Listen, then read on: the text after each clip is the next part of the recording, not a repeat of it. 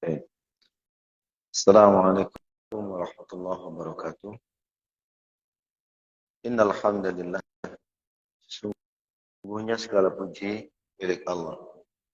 Nahmaduhu wa nasta'inuhu wa nastaghfiruh.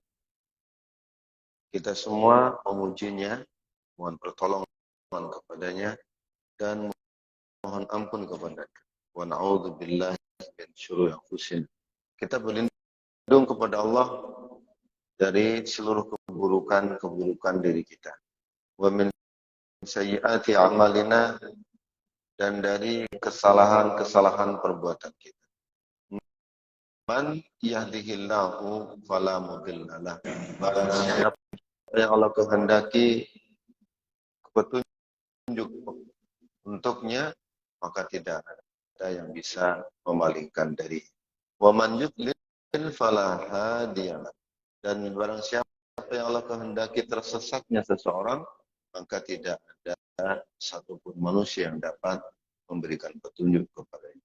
Wa asyhadu an la ilaha illallah wahdahu la syarikalah.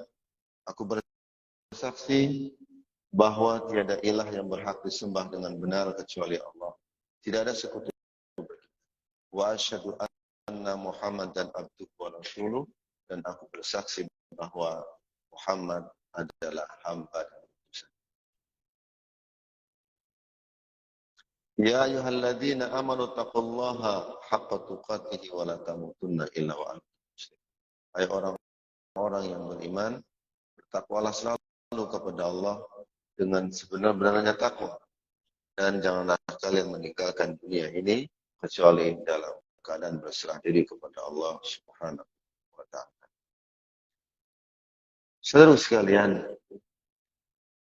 pada subuh kali ini Allah kehendaki kita untuk mempelajari salah satu di antara kitab-kitab para ulama yang masyhur baik di Jazirah Arab maupun di luar Arab, termasuk di daerah kita. Ini adalah kenikmatan yang luar biasa. Namun sebelumnya kita hendaknya selalu berselawat untuk Nabi kita Muhammad sallallahu alaihi wasallam. Semoga selawat tersebut selalu mengalir kepada beliau, kepada keluarga beliau, kepada sahabat-sahabat beliau, dan kepada seluruh pengikut-pengikut beliau hingga yaumul qiyamah. Perlu diketahui, saudaraku sekalian, sebelum membahas bahwa hendaklah kita pada zaman yang penuh fitnah ini selalu menyempatkan diri untuk menuntut ilmu. Sebab dilihatkan di dalam Sahih Bukhari Muslim dari Abdullah ibn Amr ibn Al-As, salah seorang sahabat yang paling banyak meriwayatkan hadis. Bahkan kata Abu Hurairah, tidak ada orang yang meriwayatkan hadis dari Rasulullah yang lebih banyak dariku kecuali Abdullah ibn Amr ibn Al-As. Li'anahu kataba wa ana lam aktub. Sebab dia itu suka nulis hadis-hadis Rasul. Sementara Abu Hurairah tidak menulis. Beliau meriwayatkan hadis dari hafalan. Apa kata Abdullah ibn Amr? Sami'tu Rasulullah sallallahu alaihi wasallam yaqul. Aku pernah mendengar. Ketika seorang sahabat mengatakan sami'tu, berarti tidak ada pelantara bagi dirinya mendapatkan hadis dari Rasulullah sallallahu alaihi wasallam. Rasulullah bersabda, "Innallaha la yaqbidul ilma intiza'." Sesungguhnya Allah itu tidak mencabut ilmu dari dunia ini intiza'an, dengan serta-merta. Lalu hilang ilmu itu dari ingatan seseorang. Hafalan hilang begitu saja. Bukan. Walakin yakbidul ilm biqabdil ulama. Tetapi ilmu itu Allah cabut dengan Allah wafatkan ahli-ahli, ulama-ulama. Satu Allah ambil. Sebagaimana sekitar tahun 2000-an ya. Dari tahun 2000, 2001 dan seterusnya. Wafat beberapa ulama rasikhun sebagaimana Syekh Muhammad Nasiruddin, Syekh Muhammad bin Shalih Al-Utsaimin, Syekh bin Baz, seterusnya. Jadi begitulah caranya Allah mencabut ilmu dari dunia ini. Hatta idalam yuqi aliman, sehingga apa? Ketika tidak lagi ada orang yang berilmu, ittakhadhan nasu usan juhal, maka manusia itu pada mengambil pemimpin-pemimpin agama mereka dari orang-orang yang bodoh. Fasu'ilu, lalu orang bodoh itu ditanya, wa aftau bi ghairi ilm, dan dia karena tidak punya ilmu, dia pun berfatwa tanpa ilmu. Fadhallu wa adhallu, maka dia sesat dan menyesatkan orang lain. Hadis ini dikeluarkan oleh Imam Bukhari, hadis yang ke-100, dan Imam Muslim, hadis yang ke-2673. Ini peringatan besar, saudara. Siapa lagi yang akan memperpanjang jerih payah para ulama mengutip, menulis, menukil, mempelajari ilmu-ilmu agama kita kalau bukan kita? Siapa lagi yang mau sanggup duduk mendengarkan penjelasan kitab-kitab para ulama dan sekaligus mengamalkan dan mendakwahkannya kalau bukan kita, pemuda-pemuda muslim? Maka saudara sekalian, jangan biarkan ilmu itu hilang pada zaman kita. Terus kita berjuang, sampaikan ilmu, pelajari ilmu, amalkan ilmu. Semoga Allah memberikan taufik kepada kita semua. Ingat saudara sekalian, tanpa ilmu, apalagi di zaman yang penuh fitnah ini, sangat ngeri keadaan. Sebagaimana dahulu Rasul Sallallahu mengatakan kepada para sahabat bahwa nanti akan datang suatu zaman yang penuh dengan fitnah. Rasul mengatakan dari Abu Hurairah, atatkum fitanun kaqita'in lail muzlim, akan datang kepada kalian suatu zaman yang penuh dengan fitnah seperti potongan malam yang gelap gulita. Saking banyaknya fitnah, kebenaran itu tertutupi, betul-betul tertutup. Yusbihur rajulu fiha mu'minan wa yumsi kafiran. Dengan fitnah yang menyambar-nyambar itu, ada seseorang yang pagi harinya mukmin beriman, lalu sore hari sudah kafir. Wa yumsi mu'minan wa yusbihu kafiran. Dan terkadang seseorang sore hari dalam keadaan beriman, pagi-pagi sudah kafir. Yabi'u fiha aqwamun dinahum bi'aradin minad dunya. Kenapa? Sebab adanya seseorang yang sengaja, adanya kelompok-kelompok tertentu yang menjual agama-agama mereka dengan sekerat dunia yang hina. Karena popularitas, karena pengen menjadi seseorang, karena pengen didengar, maka dia berani menyelewengkan agama demi dunia. Walhamdulillah, sehingga dia tersesat dan menyesatkan. Dan itu kata para ulama zaman kita ini sekarang. Maka Kita berlindung kepada Allah Subhanahu wa taala dari keburukan paham kita dan amal-amal kita yang salah. Saking pentingnya ilmu, Al-Imam An-Nawawi, Yahya bin Sharaf An-Nawawi, yang menulis kitab yang akan kita bahas ini, beliau mengatakan, Fa'innal istighal fa'innal istighala bil ilm min afdalil qurb. Sesungguhnya menyibukkan diri terhadap ilmu adalah pendekatan diri kepada Allah yang paling utama. Wa ajalu ta'at, dan ketaatan kepada Allah yang paling agung. Wa ahamu anwa'il khair, dan merupakan kebaikan yang paling banyak. Wa akadul ibadat, dan merupakan ibadah-ibadah yang paling ditekankan adalah menuntut ilmu. Wa aula ma'anfaqta fihi nafa'isil awqat, dan merupakan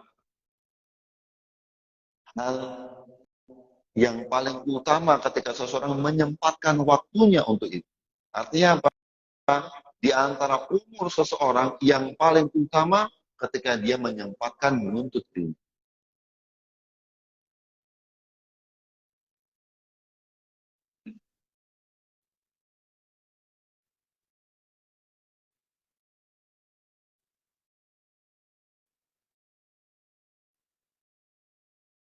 Dan ini merupakan wasilah untuk tazkiyatun nafs, untuk membersihkan diri, ya.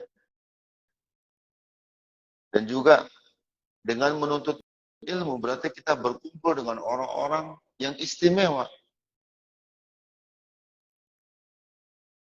Kita bergelut dengan qaul ulama, mempelajari aqwalis salaf, an-nirat, itu perkataan-perkataan ulama yang memiliki cahaya ilmu.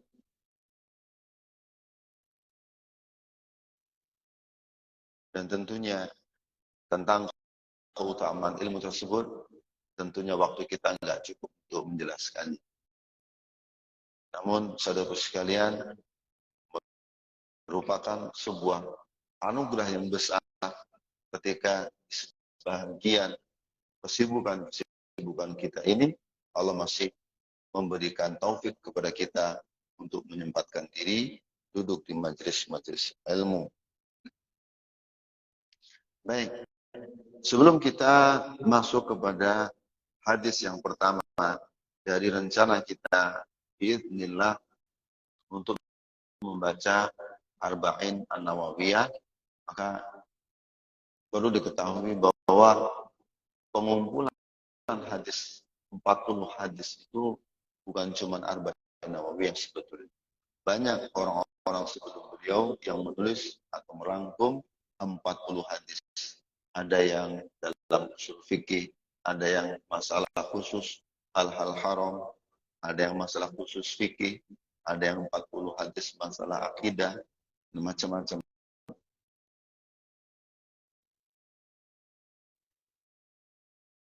Bahkan Ibnu Jauzi yang seorang ulama yang wafat pada tahun 597,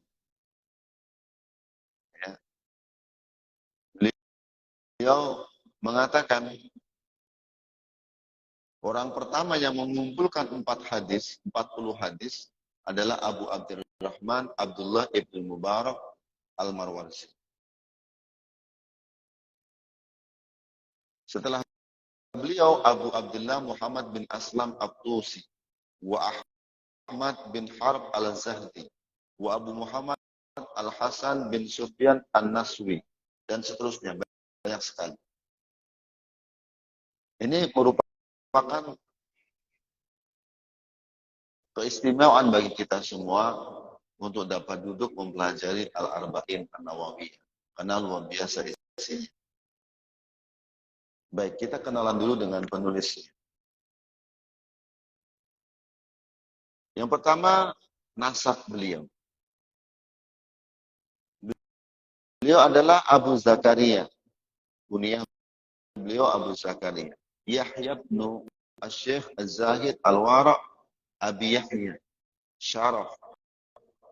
Beliau adalah anak dari seorang bapak yang bernama Syaraf. Nama beliau adalah Yahya. Nama imam adalah Yahya. Bapaknya Syaraf. Bin Murri bin Hasan bin Husain bin Muhammad bin Jama'ah bin Hizam Al-Hizami Al-Hurani Ad-Dimashqi Asy-Syafi'i An-Nawawi. Maka sebutan An-Nawawi karena beliau tinggal di daerah yang namanya Nawawi.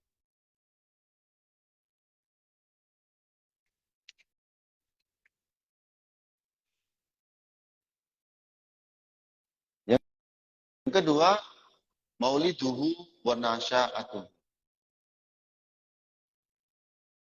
Kelahiran beliau dan pertumbuhan beliau. Wulidal Imam Nawawi fil Muharram sana ihda wa thalathina wa sittimi'ah bin Nawawi. Beliau dilahirkan pada tahun 631. 631. Berarti beliau abad ke-6 Hijriah. Bin Nawa di daerah yang bernama Nawa. Wa kana abuhu min ahliha al-mustaqdinin biha. Dan bapak beliau memang orang tempatan situ.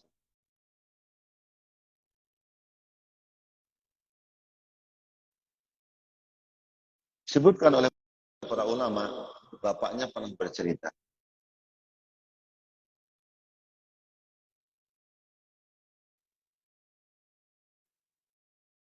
Bahwa sesungguhnya seorang syekh pernah tidur di samping anaknya ini, yaitu Imam Nawawi.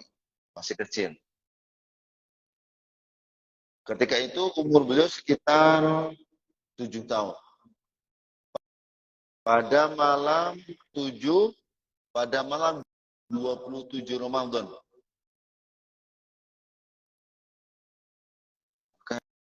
Tiba-tiba Nawawi kecil ini terbangun di pertengahan malam. Dan membangunkanku, kata Syekh. Waqal, dan Imam Nawawi mengatakan, ya abati, wahai bapak, ma hadzal daw alladzi mala'al aladda, apa cahaya menerangi penjuru rumah kita ini, kata si anak.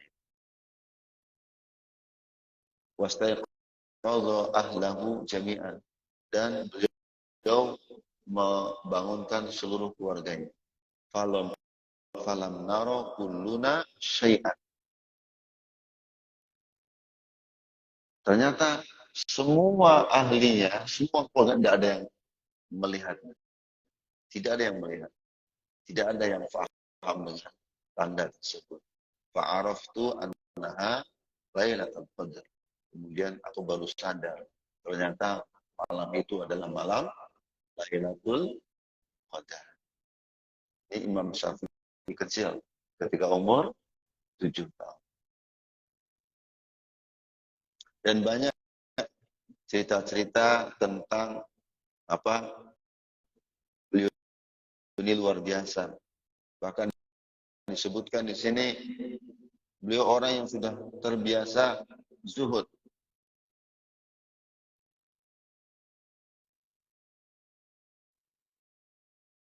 Beliau orangnya tidak suka bergaul dengan anak-anak sebayanya.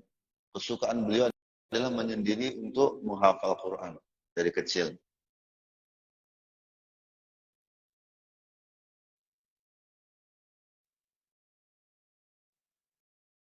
Bahkan beliau itu orang yang hanya membatasi sehari semalam makan sekali. Ya. Sangat suka untuk mempelajari hadis. Luar biasa. Yang ketiga, perjalanan beliau menuntut ilmu. Tamayyaza rahimahullah mundu sigharihi bihirsihi alal ilm. Beliau itu sudah dikenal dari kecil sudah cintai dan berusaha untuk mendapatkan ilmu, kemudian kepedulian beliau terhadap memahami ilmu, menghafal Quran dan bahkan mencintai Al-Quran.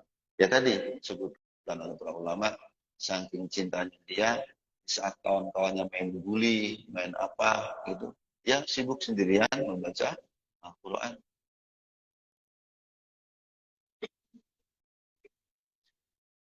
Oleh karenanya pada usia kecil, beliau sudah bisa menghafal at-tanbih fil furu' asy-syafi'iyah. Kitab tanbih itu kitab furu' syafi'iyah. Ini lumayan bagus.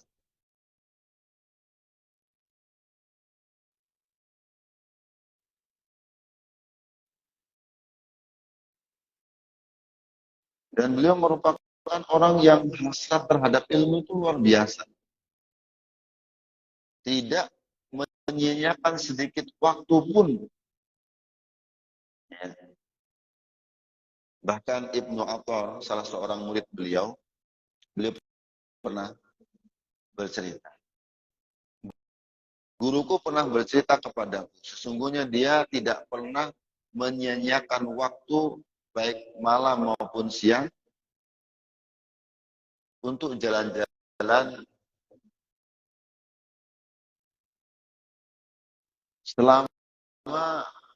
selama sekitar 6 tahun. Dan 6 tahun tidak pernah siang maupun malam jalan-jalan. Sibuk untuk membuka buku hadis. Luar biasa.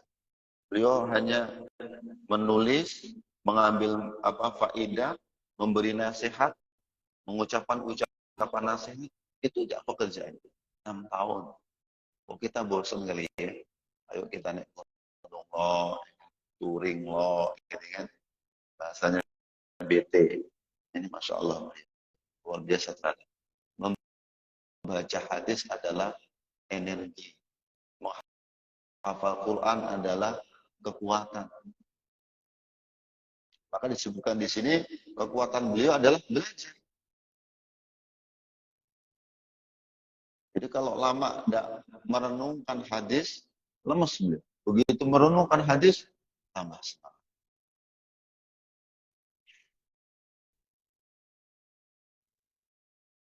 Juga disebutkan wa kana syekh ayyama talabihi yahduru fil yawmil wahid ala itsnai asyra syekhan.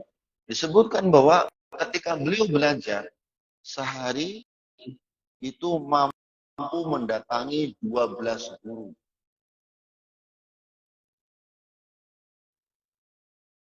Kalau kita ini, kita SMA paling banyak berapa pelajaran sehari? Berapa? 4 atau 5 ya. Stres ya.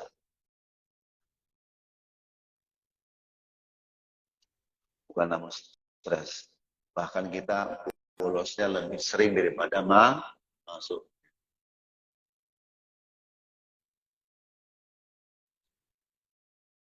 Yaqul an-nafsi, beliau pernah bercerita, kuntu aqra'u kulla yawmin itsnatai asyra darsan ala masyayikh. Aku dulu waktu belajar, kata beliau, sering membaca kitab di hadapan guruku tuh 12 kitab per hari.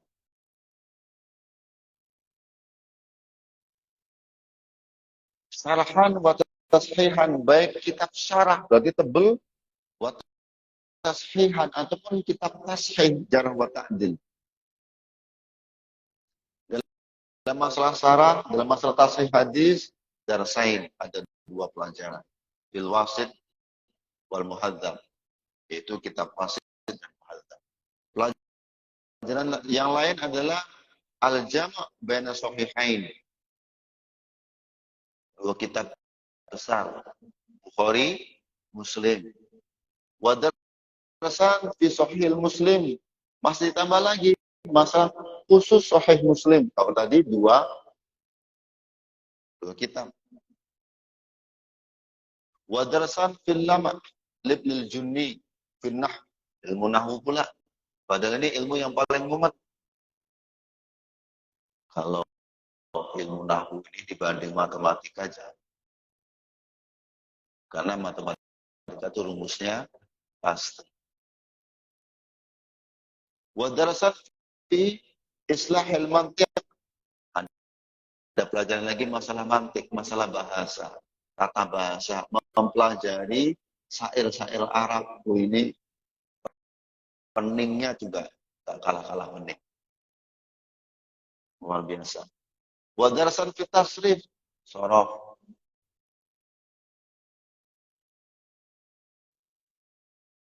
Wadrasan fi asma'ir rijal, ada pelajaran menghafal nama-nama perawi hadis. Kita kan paling hafal nama perawi hadis Abu Hurairah, Anas ibn Malik, Ummu Aisyah, udah Aisyah, siapa lagi? Kalau perawi hadis itu harus hafal rijalnya. Siapa? Bahkan menghafal kapan lahirnya, dia ketemu enggak dengan orang sebelumnya, dia mendengar langsung ada pelantara. Kalau ada pelantara tidak disebutkan namanya hadis munqati' atau terputus sanad seterusnya. Wa darsan fi usul fiqh. Satu pelajaran lagi masalah usul fikih. Wa darsan fi usuluddin. Apa bedanya usul fikih dengan usuluddin? Beda. Bedanya tidak disebutkan sekarang. Terlalu panjang.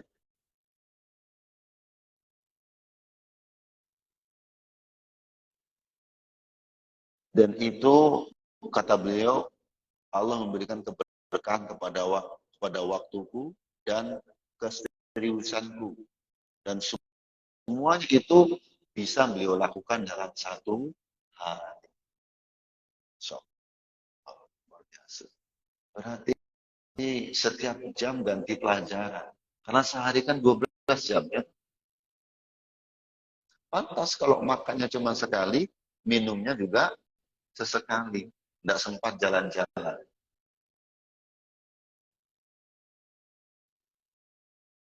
Guru-guru beliau banyak banget ya. Sini ditulis ada 9 guru yang masyhur. Murid-murid beliau juga banyak. Di sini yang masyhur ada 5 murid.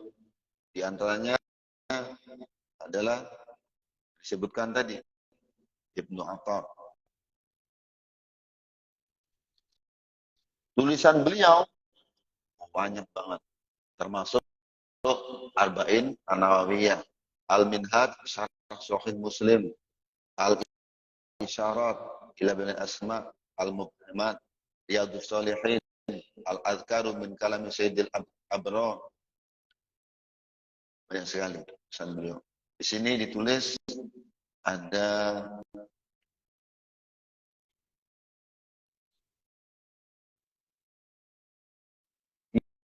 32 kitab yang beliau tulis dan selesai.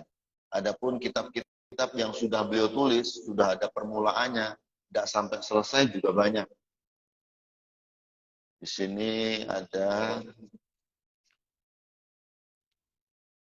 14 kitab. Ini tebel-tebel. Luar biasa.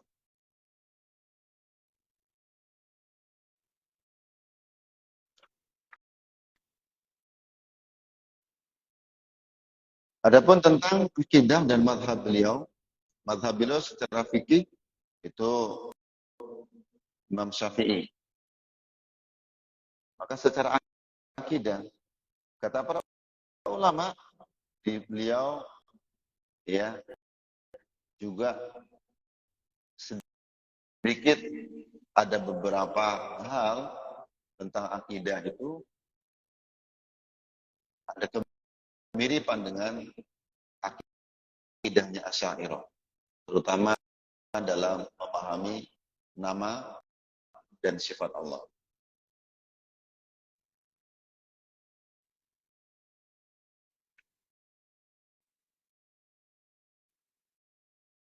Kemudian, beliau orang yang sangat semangat untuk amar ma'ruf nahi munkar. Bahkan beliau beberapa kali nulis surat dikirimkan kepada Malik ataupun rajanya, sultan. Sebagai tanda bahwa beliau memang seorang ulama besar pada zamannya.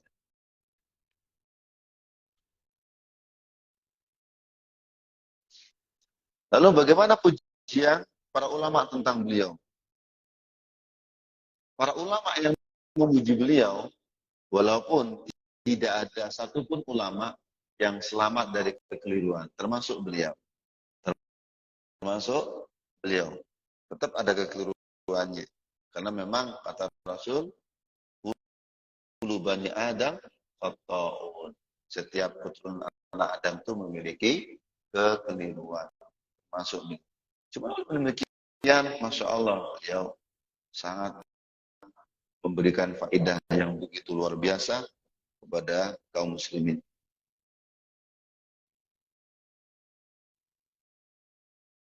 Dan rata-rata para ulama itu menetapkan bahwa beliau adalah seorang imam, seorang hafiz. Kalau ada ahli hadis dikatakan hafiz, ini berarti al-hafiz syaratnya memang sudah harus mampu menghafal ribuan hadis.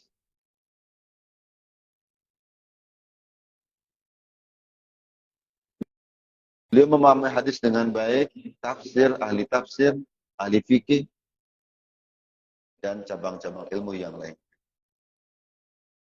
Salah satunya Ibnu Attar. Kata beliau, kana muhaqqaqan bi ilmihi wa fununihi. Beliau adalah merupakan muhakkik di dalam ilmu dan cabang-cabang. Mudiqqaqan fil ilmihi. Kalau beliau membahas sebuah ilmu itu dibahas sampai sejelimet-jelimetnya, sedalam-dalamnya.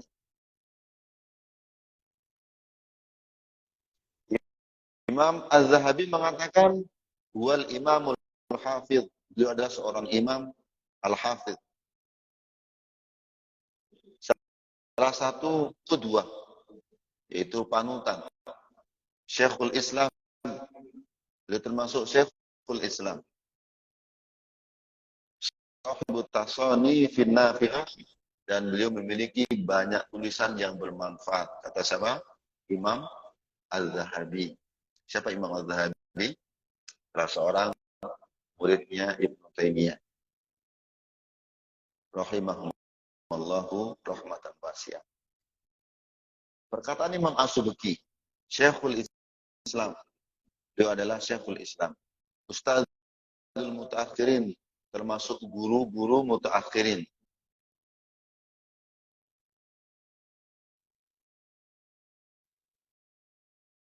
Wadda'i ila sabilis salifin. Beliau termasuk orang yang gemar mengajak, berdakwah agar manusia berpegang teguh kepada pemahaman salaf.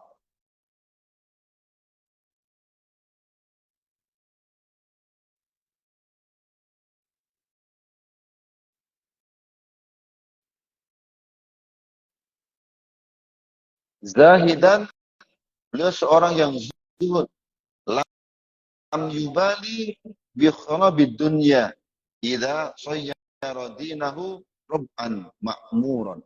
Beliau enggak begitu peduli dengan urusan dunia. Zahid.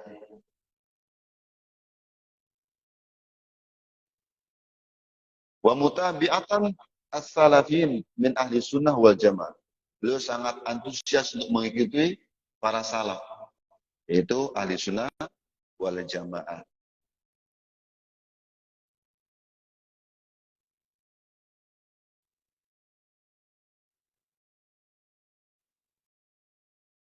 Namun demikian, saudara sekalian, tetap di antara tulisan-tulisan para ulama itu tetap ada kekeliruan. Kenapa? Karena Allah menguji kita. Allah menguji kaum muslimin. Apakah mereka ta'assub kepada perkataan syekhnya atau dikembalikan kepada Allah dan Rasul.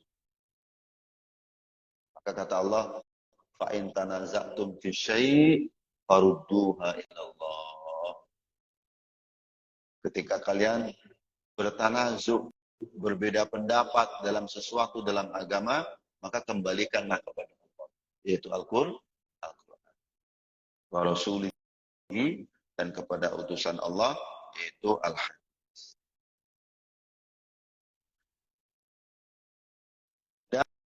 Dan banyak lagi pujian-pujian ulama tentang beliau yang tidak bisa kita baca pada kesempatan kali ini. Yang terakhir adalah wafat beliau. Tuwfil Imam Yahya bin Syaraf An-Nawawi Lailatul Arbi'a Firrabi' wal Isrin min Rajab. Beliau itu meninggal pada malam Rabu. Malam Rabu.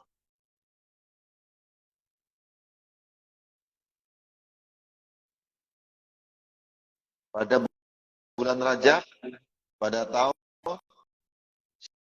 situ wasaba'una wasitumi'ah 676. Tadi lahirnya 631.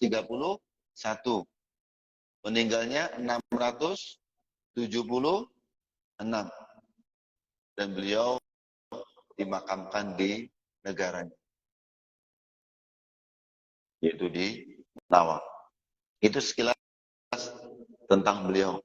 Rahimahullah rahmatan wasi'ah.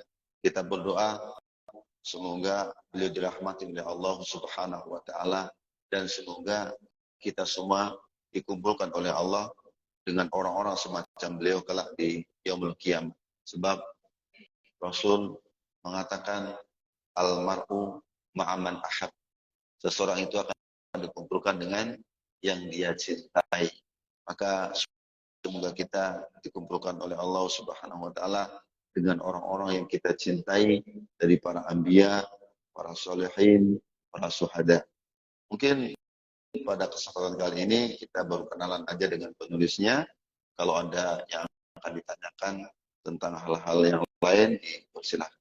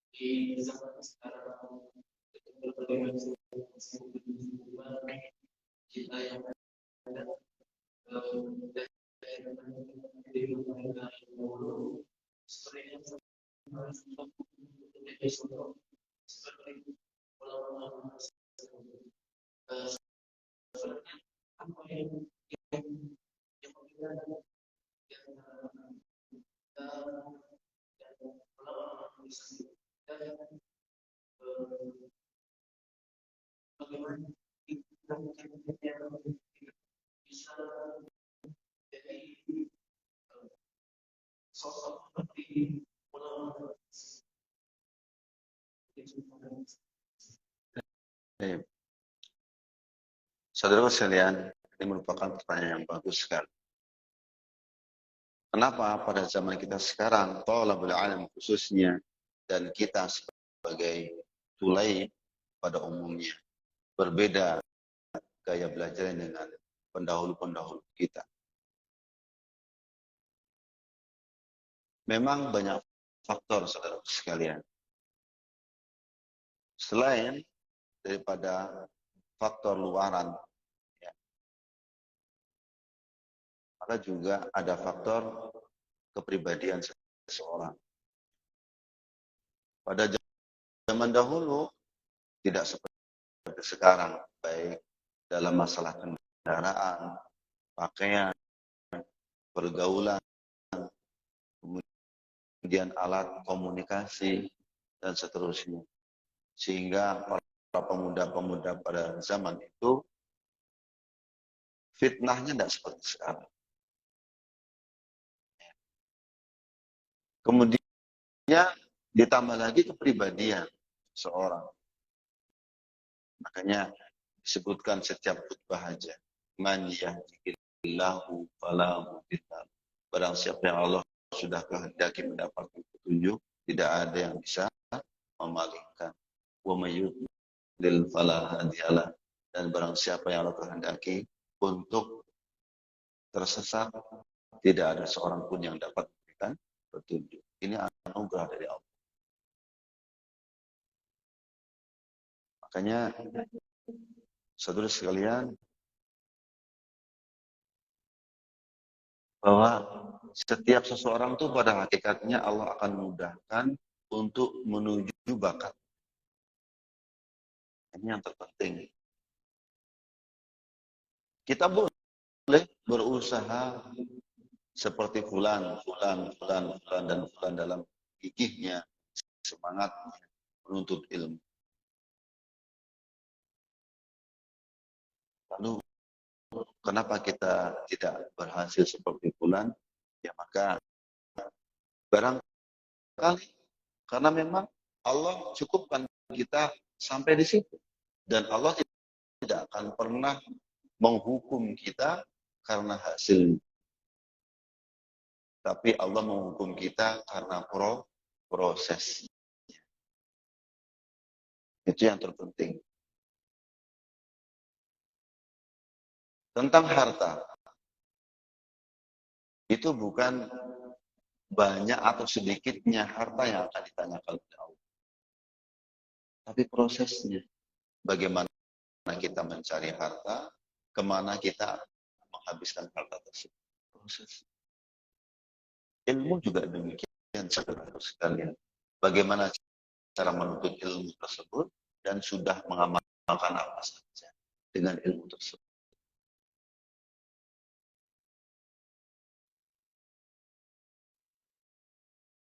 Bayangkan.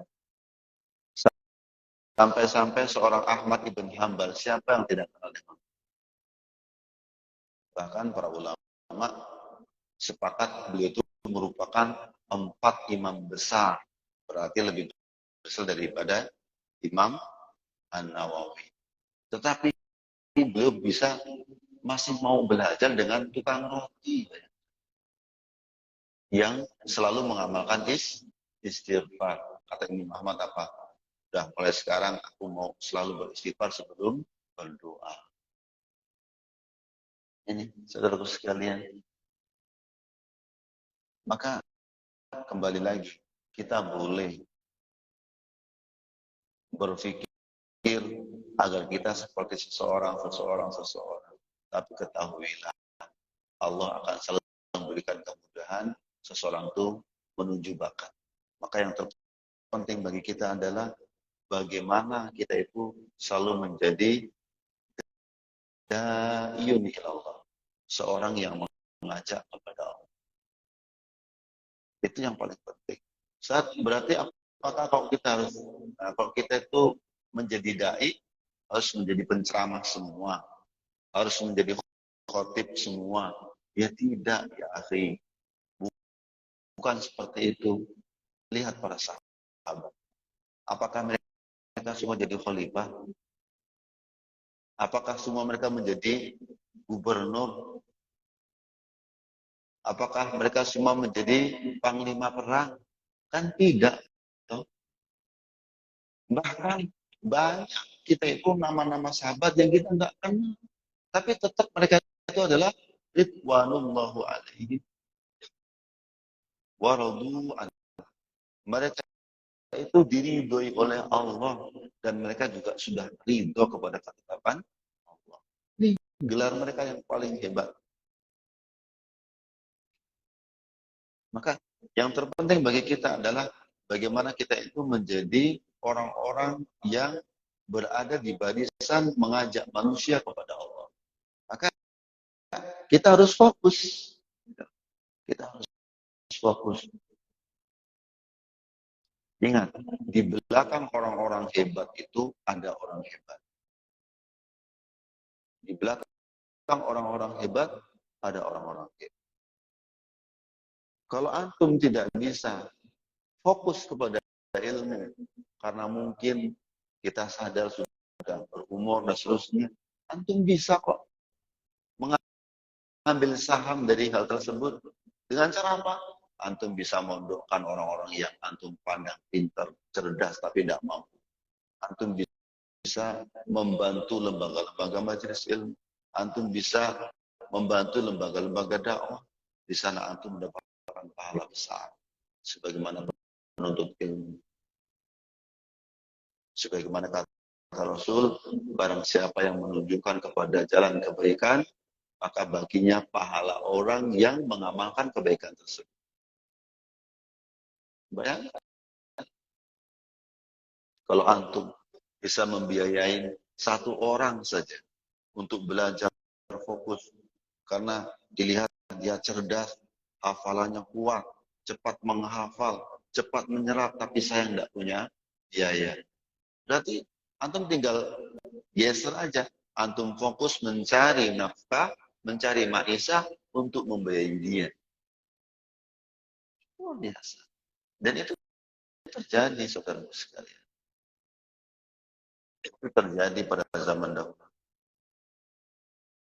Ada seorang ulama yang dibiayai oleh bibinya. Ada seorang ulama yang dibiayai oleh ibunya. Macam-macam. Imam Syafi'i yang membiayai adalah ibunya. Karena bapak beliau dari kecil sudah wafat. Sampai menjadi seorang ulama besar. Nah, apapun yang beliau dapatkan, ibunya tinggal, maka saudara sekalian, dalam hal ini jangan kita berkecil hati. Semangat kita untuk meniru ulama-ulama kita boleh. Dan itu harus. Namun ketika Allah takdirkan mendapatkan apa yang kita dapatkan, tidak perlu kita sesali. Gali potensi kita. Setelah kita tahu, kita fokus. Itu yang penting. Fokus. Sehingga semua yang kita lakukan itu bisa menjadi penopang dan penggerak ad-da'i ilallah, yaitu mengajak manusia kepada Allah Subhanahu wa ta'ala. Jadi kalau kepingin seperti para ulama, kuncinya Anda harus fokus. Tidak bisa sampai. Anda harus milih mencari ilmu, menuntut ilmu, atau menjadi pengusaha. Ini beda. Sebagaimana kata Imam Ibnu Qayyim Imam Ibnu Qayyim dalam bukunya yang bercerita ini membahas tentang anak-anak. Ketika orang tua melihat anaknya, satu, cepat menghafal, daya serapnya terhadap ilmu cepat, hafalannya lengket, maka orang tua yang seperti ini hendaknya fokus menjadikan anaknya dekat dengan ilmu dan ahli. Karena bisa jadi dia nanti adalah nasibul umat. Orang-orang yang akan memberikan nasihat kepada umat. Tapi ketika seorang orang tua melihat anaknya tidak seperti itu, dia lebih cenderung untuk pergi ke pasar, untuk jalan-jalan, bergaul dengan orang, berinteraksi, melobi-lobi pandai. Berarti cocoknya dia itu memang sekolah ekonomi. Loh iya, sekolah ekonomi. Jadi pengusaha muslim sukses. Sehingga dia bisa berdakwah dengan hartanya. Dalam masalah ilmu, dalam masalah hafalan, kekuatan hafalan, tentunya Abdurrahman ibn Auf tidak ada apa-apanya dengan Zaid bin Thabit. Tapi masalah bisnis, masalah menginfakkan harta di jalan Allah, ya Zaid bin Thabit kalah dengan Abdurrahman bin Auf. Masalah strategi perang, bagaimana menghadapi musuh, bagaimana keluar dari cengkraman musuh, kepungan musuh, tentunya Abu Hurairah tidak ada apa-apanya dengan Khalid bin Walid. Tapi kalau udah urusan hadis, urusan qala Rasul, ya Khalid bin Walid kalah jauh dengan Abu Hurairah. Jadi teman-teman sekalian, jadilah Anda namun satu tujuan. Bagaimana kita menjadi pilar orang-orang yang mengajak manusia kepada jalannya Allah Subhanahu wa Ta'ala. Dan tetap fokus tujuannya karena mencari ridhonya Allah Subhanahu wa Ta'ala. Mungkin itu yang bisa kita sampaikan. Barakallahu fikum wa jazakumullahu jazaan katsira.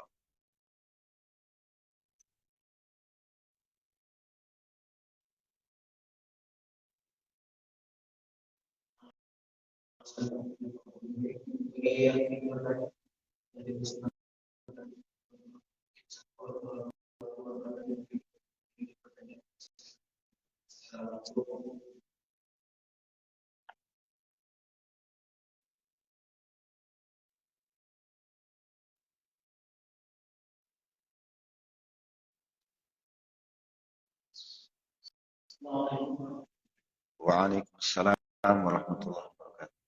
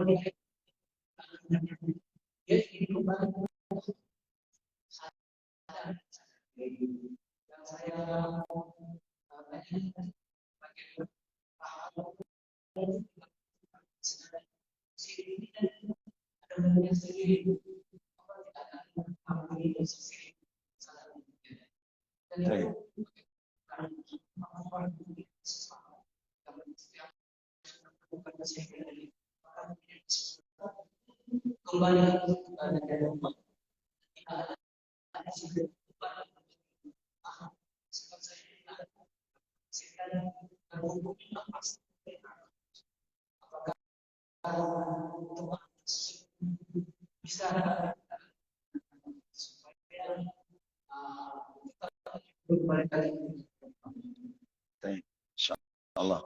Ini pertanyaan yang luar biasa. Ini berkaitan dengan hak dan batil, tauhid dan syirik. Saudara sekalian, pada hakikatnya dari zaman Allah Azza wa Jalla menciptakan Adam, itu sudah Allah siapkan juga musuhnya, yaitu Allah menciptakan jin yang melahirkan iblis. Wa masyafa'ala, terjadilah apa yang terjadi. Nabi kita, Nabiullah Adam pun dihukum harus turun ke bumi. Lahir manusia pertama, anak-anak pertama ya, seperti Qabil, Habil, dan seterusnya. Sampai terjadi pembunuhan. Gara-garanya apa? Iri.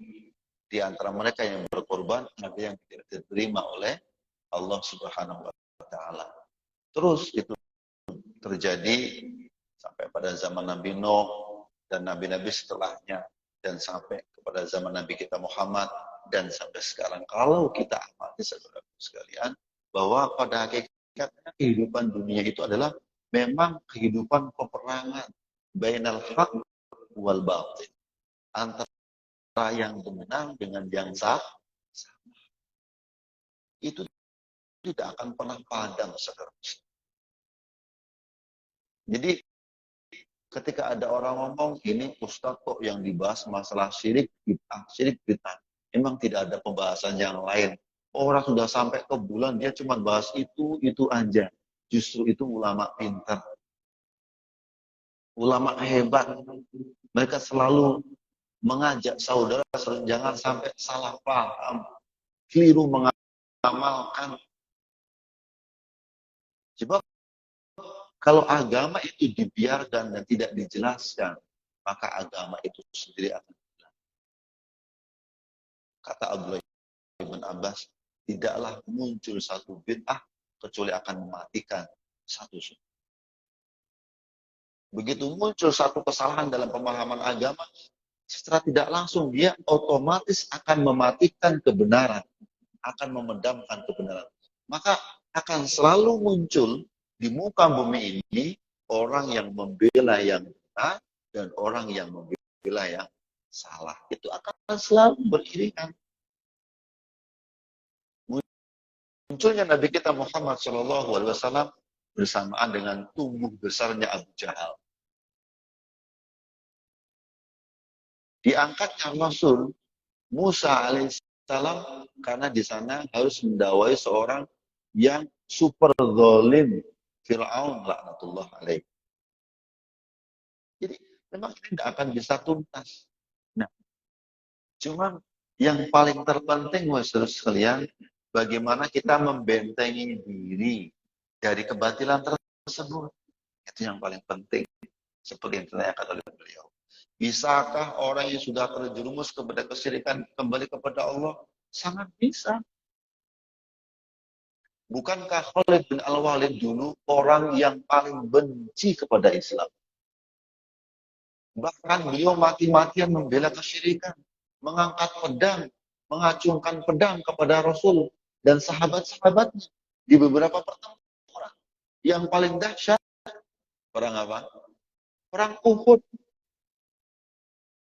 Dengan taktik perang beliau pada waktu itu sebelum Islam dapat memukul mundur kaum muslimin ketika itu. Bahkan sampai Rasulullah terluka pada perang itu. Gigi seri beliau itu pecah. Helm, baja, pengaman kepala beliau pecah. Bahkan pada saat itu kata beliau, bagaimana kaum ini akan beruntung karena mereka memerangi Nabi. Sampai ucapan dari orang yang mulia lisannya, ucapan seperti ini adalah Khalid. Tapi beliau di kemudian hari Allah kehendaki untuk menjadi pembela-pembela Islam, bahkan mendapatkan gelar Sayyidullah, pedangnya Allah. Maka tidak yang tidak mungkin, saudara sekalian. Tetapi mengubah sesuatu yang tidak mungkin, menurut kita tidak mungkin itu hanya dengan ilmu, supaya nggak salah paham.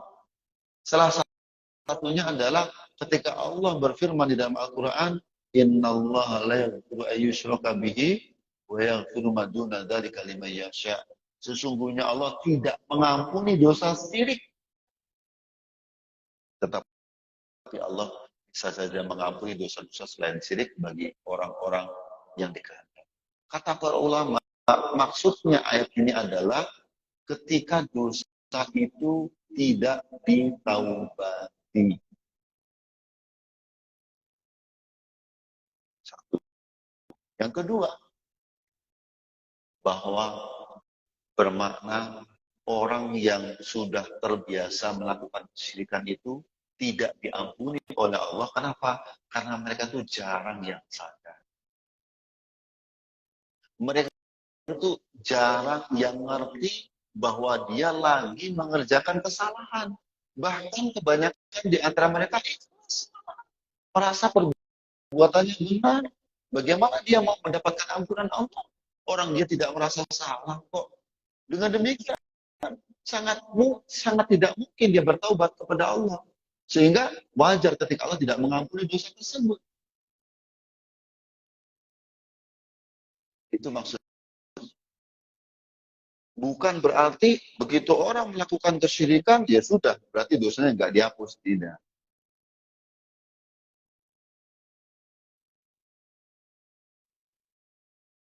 Sebab Allah tetap Maha Pengampun. Apapun dosanya, ketika kita bertaubat kembali kepada Allah, maka tetap Allah ampuni. Sekalipun dosa syirik. Ya, cuman makna ayat tadi seperti dosa. Kalau kita tidak bertobat kepada Allah, tengok dosanya dosa apa. Kalau itu dosa syirik, maka tidak diampuni Allah. Kalau kita tidak bertobat. Tapi kalau selain syirik, misalnya kita melakukan dosa, contoh yang berkaitan ya dengan hak Allah umpamanya, kita kurang antusias terhadap sholat, kita kurang antusias terhadap ilmunya Allah, kita tidak bertobat, ini bisa diampuni oleh Allah. Tapi kalau dosa kesyirikan tidak diampuni. Nah, kalau sama-sama kita bertaubat, tentunya diampuni, baik syirik maupun bukan syirik. Sebagaimana para sahabat dahulu. Banyak sekali contoh-contoh. Itu maksudnya. Nah, yang kedua, saudaraku sekalian, selain kita belajar supaya tidak salah paham, banyaklah berdoa. Makanya ada sebuah doa yang perlu kita hafal. Allahumma inni a'udzubika an usyrika bika wa ana a'lam wa astaghfiruka lima lam a'lam. Ajaran Rasulullah SAW. Ya Allah, aku berlindung kepadamu dari melakukan kesyirikan yang aku ketahui. Sadar bahwa itu perbuatan syirik. Aku berlindung kepadamu, ya Allah. Jangan sampai aku melakukan kesyirikan. Kalau aku memang tahu itu adalah syirik. Wa astaghfiruka. Dan aku mohon ampun kepadamu, ya Allah. An usyrika bika wa ana lam a'lam. Aku mohon ampun kepadamu, ya Allah. Ketika aku melakukan kesyirikan kepadamu yang aku tidak sadar. Tidak ngerti kalau itu perbuatan syirik. Aku mohon ampun kepadamu. Ini hendaknya sering-sering kita baca saudara sekalian. Allahumma inni a'udzubika an usyrika bika wa ana a'lam wa astaghfiruka lima lam a'lam. Nanti bisa dicatat di grup, nanti sebarkan. Karena itu penting. Sehingga kita selalu mohon maaf kepada Allah, mohon ampun kepada Allah dari dosa-dosa kesyirikan. Jadi bentengi diri pertama dengan apa tadi? Ilmu. Karena memang benar kata beliau, semakin semangat para ulama mendakwahkan tauhid, ada pula yang ngajak kepada syirik. Iklannya bahkan lebih lebih mantap. Bahkan hadis kopi pun bisa muncul. La haula wala quwwata. Maka kita harus hati-hati. Bentengi diri dengan ilmu. Yang kedua, selalu memohon pertolongan kepada Allah Subhanahu wa taala. Wallahu taala alam bisawab. Ini cukup ya.